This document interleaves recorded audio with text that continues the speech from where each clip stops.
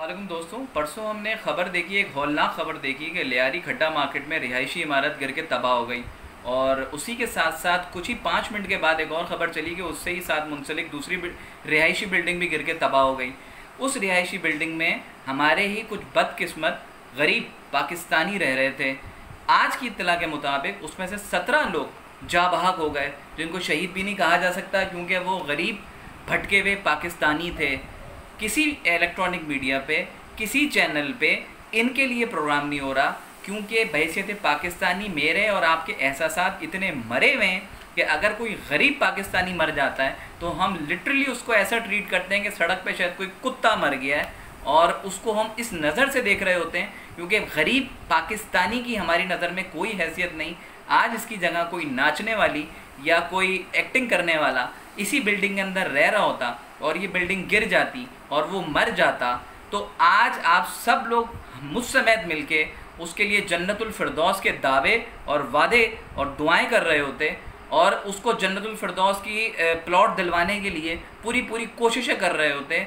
लेकिन जो ये गरीब, जो ये पाकिस्तानी बिल्डिंग की वजह से, गिरने की वजह से दब के मर गया, अब पता नहीं और कितनी लाशें उसमें से निकलनी है, उसका कोई पुरसाने हाल नहीं।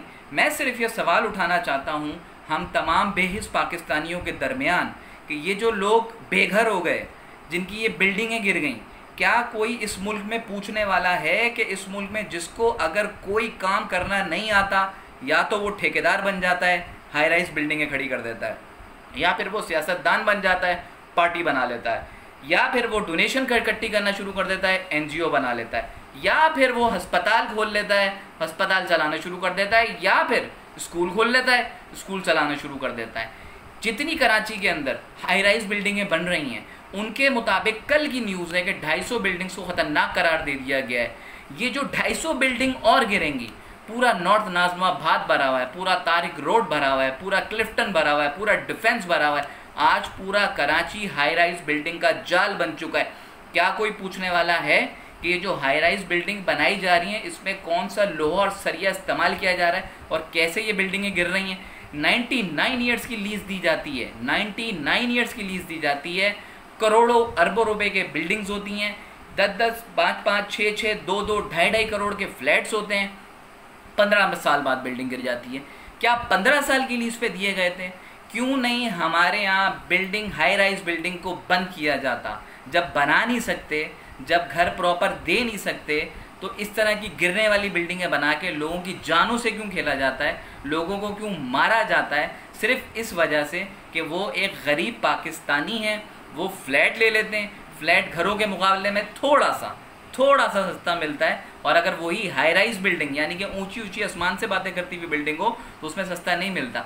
मैं इस वीडियो के थ्रू ये मैसेज देना चाहता हूँ कि जिस वक्त भी किसी भी फ्लैट की सबलीज मौजूद हो, उसके अंदर जो डीलर है, जो बिल्डर है, जो ये फ्लैट बनाता है, उसकी डिक्लेरेशन मौजूद होनी चाहिए कि इस बिल्डिंग की guarantee irrespective of natural disaster, यानी कि कोई कुदरती आफत आ जाए, जलजला आ जाए, उसके अलावा ये बिल्डिंग कब तक खड़ी रहेगी। इस मुल्क में तो मोबाइल से डब्बा निकल जाए, डब्बे से मोबाइल निकल जाए तो उसकी कीमत आधी हो जाती है, आपकी आधी कीमत में मोबाइल वो सेल होता है। इस मुल्क में तो 15 रुपये का जो समोसा होता है उसके लिए जो तेल इस्तेमाल किया जा रहा होता है वो अंतड़ियों और चरबियों का होता है। आप किस भरोसे पे हाई राइज बिल्डिंगों में अपने अपने फ्लैट ले लेते हैं? आप किस भरोसे से हाई राइज बिल्डिंगों में अपनी इन्वेस्टमेंट कर देते हैं और फिर वो बिल्डिंगें इस तरह गिर जाती हैं? 250 और गिरने वाली हैं। अब नॉर्थ नाज़िमाबाद में कितनी गिरेंगी, तारिक रोड पे कितनी गिरेंगी, बहादुराबाद पे कितनी गिरेंगी, क्लिफ्टन पे कितनी गिरेंगी, डिफेंस में कितनी गिरेंगी, ये मैं सवाल खड़ा कर रहा हूँ। आइंदा कितने पाकिस्तानी हाई राइज बिल्डिंग में मरने वाले हैं? कौन इनको ये रेसिडेंशियल प्लॉट्स के ऊपर कमर्शियल फ्लैट्स बनाने की इजाज़त देता है? क्यों नहीं लीज़ में इनकी डिक्लेरेशन ली जाती कि ये हमें डिक्लेयर करें कि हमें ये इतने करोड़ों का फ्लैट बेच रहे हैं और वो फ्लैट 99 ईयर्स तक नहीं गिरेगा। इस पे सवाल उठाएं, इसको आगे करें। फ्लैट्स लेने पर पाबंदी लगाई जाए, फ्लैट्स की खरीदो फरोख्त पे पाबंदी लगाई जाए, जब तक बिल्डर अपनी डिक्लेरेशन ना दे कि ये फ्लैट 99 ईयर्स की लीज पे है और नहीं गिरेगा इर्रिस्पेक्टिव ऑफ कोई भी नेशनल डिजास्टर के। अगर ये इकदाम गवर्नमेंट नहीं उठाती, अगर कोई बिल्डर डिक्लेरेशन नहीं देता, बराए मेहरबानी हाई राइज बिल्डिंग लेना, खरीदना, बेचना बंद करें। फिर फ्लैटों पे लानत भेजें, फ्लैटों की खरीदो फरोख्त बंद करें, ताकि हमारा पाकिस्तानी मुसलमान इस तरह बिल्डिंग गिरने से ना मरे। दूसरा, मैं ये बात करना चाहूँगा कि जो लोग अब बेघर हो गए, इनको घर कौन देगा, इनका वसीला कौन बनेगा, इनको कौन अब सपोर्ट करेगा? गवर्नमेंट करेगी? कभी भी नहीं करेगी। मैंने तो नहीं देखा आज तक कोई बिल्डिंग गिरी उसको गवर्नमेंट सपोर्ट करे।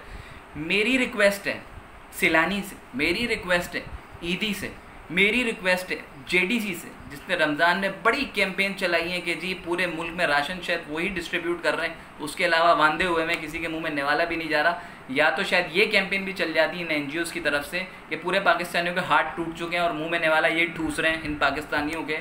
अगर ये NGOs ये लोग चला रहे हैं, आज इनके अकाउंटों में पैसे हैं, क्यों नहीं कोई NGO खड़ी हो रही कि ये जो लोग पाकिस्तानी बेघर हुए हैं इनके घर हम बनवा के देंगे, क्योंकि ये पैसा पाकिस्तानियों की डोनेशन था, पाकिस्तानियों के लिए किसी भी मुसीबत में। इससे ज़्यादा मुसीबत क्या होगी कि किसी के घर टूट गए, उनके घर वाले उसी घर टूटने की वजह से जाबाग हो गए, काफ़ी लोग ज़ख्मी हो गए और अब उनका कोई छत भी नहीं, उनका कोई घर भी नहीं।